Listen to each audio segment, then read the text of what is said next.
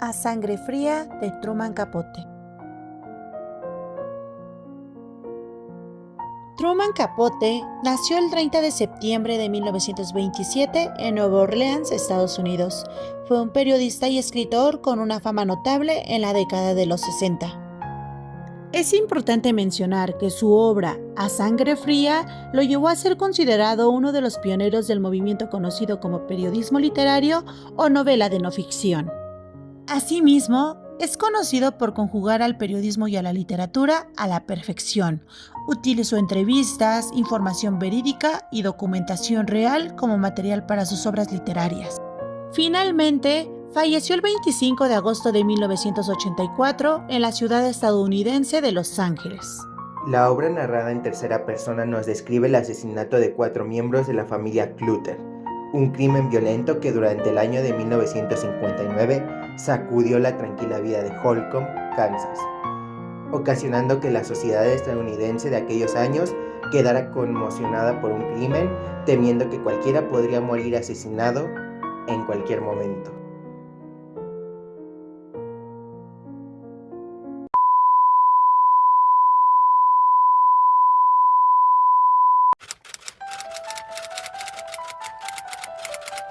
La historia se ubica en Holcomb, un pueblo perteneciente a Kansas, en donde la policía encontró a 4 miembros de la familia Clutter salvajemente asesinados. Herbert Clutter, granero acaudalado; Bonnie Clutter, esposa de Herbert, quien vivía postrada en su cama tras la depresión que desarrolló después del parto de sus hijos.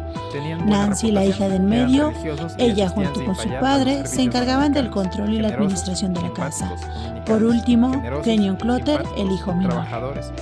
La familia Clutter era muy querida en los alrededores, ya que eran personas buenas y siempre atentas del bienestar de su entorno, por lo que no se encontraba una explicación o motivo por el que alguien haya decidido asesinarlos.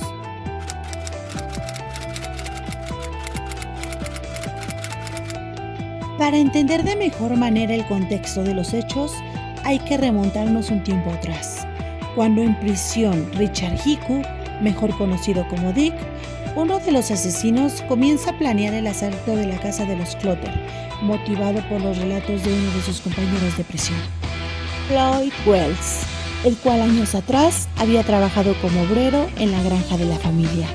Él le contó a Dick que el señor Clutter escondía en una caja fuerte un aproximado de $50,000. Dick no quería dejar testigos tras el crimen, pero tampoco quería mancharse las manos. Es por esto que convenció a Perry Smith, uno de sus compañeros del centro de adaptación, para ayudarle. Juntos, la madrugada del 15 de septiembre de 1959, irrumpieron la casa de los Clutter, inmovilizándolos y registrando la misma. Pero al darse cuenta que no había ninguna caja fuerte ni mucho menos dinero, procedieron a realizar el asesinato cuádruple.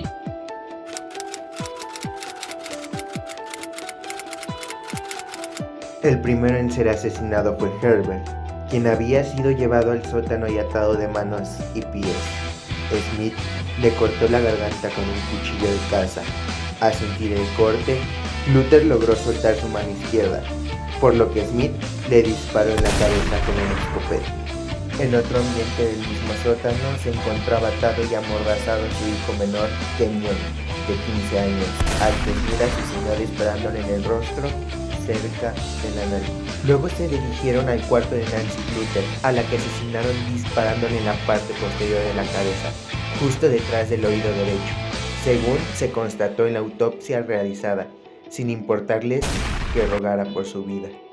Smith declaró inicialmente que Hickok había matado a las 2 mujeres, pero posteriormente confesó que los 4 crímenes habían sido realizados por él. Finalmente se dirigieron al dormitorio de Bonnie Clutter, a quien igualmente Smith le disparó en la cabeza, en la sien izquierda, mientras se encontraba amordazada y atada en su cama.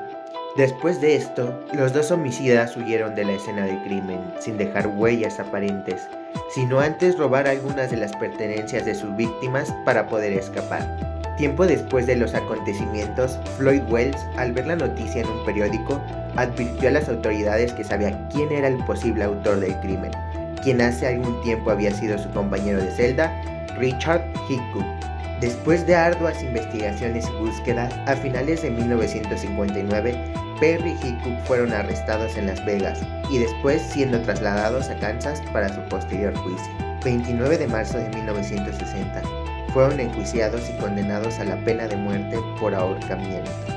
Y luego de casi 2000 días en prisión esperando su castigo, y después de algunas apelaciones fallidas, el 14 de abril de 1965, fueron ejecutados, dando por terminada así una historia a sangre fría.